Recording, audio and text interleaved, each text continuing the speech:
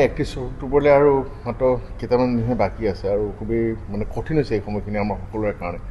কাৰণ জুবিন গাৰ্গৰ আধৰুৱা সপোন এটা পূৰা কৰাটো খুবেই কঠিন।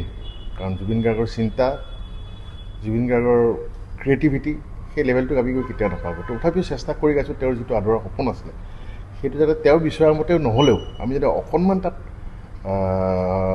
মানে সঁহাৰি দিব পাৰোঁ। জুবিনৰ সদায় এটা সপোন আছিলে যে অসমত অসংখ্য হল হওক, বহুত মানুহে চিনেমা চাওক, জুবিনৰ চিনেমা অকল অসমতে কিয় গোটেই ভাৰতবৰ্ষতে চলক।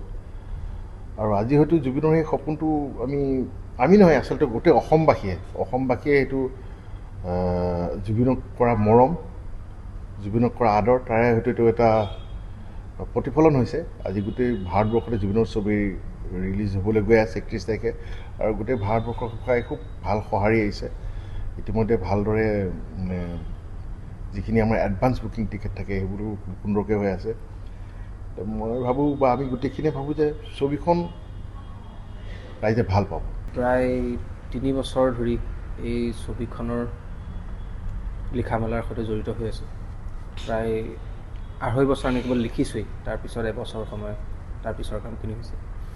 আৰু যিহেতু এগৰাকী শিল্পীৰ জীৱন আধাৰিত এখন ছবি, গতিকে শিল্প আৰু শিল্পী সত্তাক লৈ জুবিন গাৰ্গৰ যিটো দৃষ্টিভংগী তাৰ সৈতে বহু দূৰলৈকে সামঞ্জস্য আছে।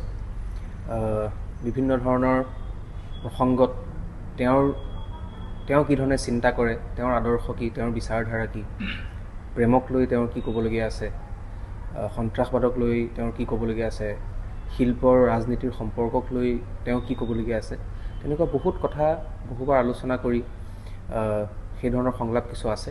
গতিকে মই ভাবোঁ যে ছবিখনৰ মাজেদি মানুহে আ slice of Zubeen Garg and his vision সেইটো মানুহে পাব।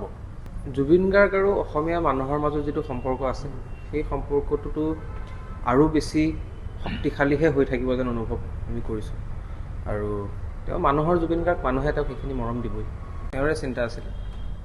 এতিয়া যেতিয়া মিলি গ'ল তেতিয়াতো আমিও আচৰিত হৈছোঁ, কাৰণ তেতিয়াতো কোনেও একো অনুমানেই কৰিব পৰা নাছিল। তেওঁ যি ধৰণে বিচাৰিছিলে ছবিখন আচলতে সেই ধৰণেই লিখা হৈছে। যিখিনি পাছলৈ সাল সলনি হৈছে সেইখিনিও তেওঁ বিচৰাৰ ধৰণেই হৈছে। কিয় মিলি গ'ল, কিয়নো কৰিলে, সেইটোতো তেওঁৰ বাহিৰে কোনেনো গম পাব।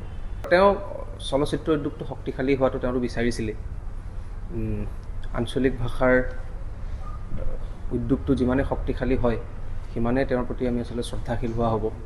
অসমত আৰু বেছি চিনেমা হল হোৱাটো বিচাৰিছিল, ভাল ভাল চিনেমা হোৱাটো বিচাৰিছিল। ছবিখনৰ মাজেদি তেওঁ আমি যেতিয়া মনোৰঞ্জন বুলি কওঁ, আমি সেইটো কেৱল এণ্টাৰটেইনমেণ্ট নহয়, মানুহৰ মনত ৰং দিয়াটো আচলতে মনোৰঞ্জন। গতিকে বিভিন্ন ধৰণৰ ৰং এই ছবিখনৰ মাজেৰে পাব।